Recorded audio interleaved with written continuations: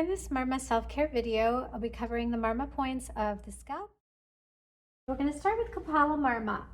This point is right on the midline of the head at the front of the hairline. I'm using all 4 fingers to stimulate that Kapala Marma. And then I'm going to follow the midline of the scalp, just going back 1 finger distance at a time.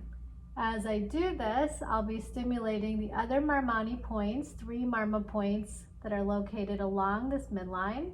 But for now, I'm just following 1 finger distance at a time, coming along the midline of the scalp until I come to the occiput and Manyamula Marma in the depression here.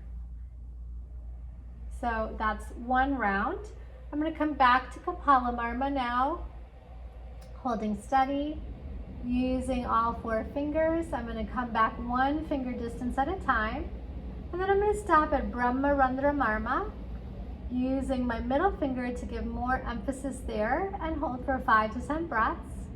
Then 2 anguli behind Brahma Randra is Mridni Marma. Here I'm going to pause once again for 5 to 10 breaths at Mridni or Adipati Marma. 2 anguli behind that is Shiva Randra. So I'll come here to Shiva Randra and hold for 5 to 10 breaths again.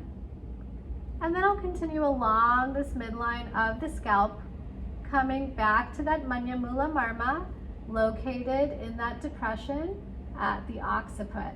That finishes round 2. I'm going to come back to Kapala Marma, all 4 fingers coming along this midline.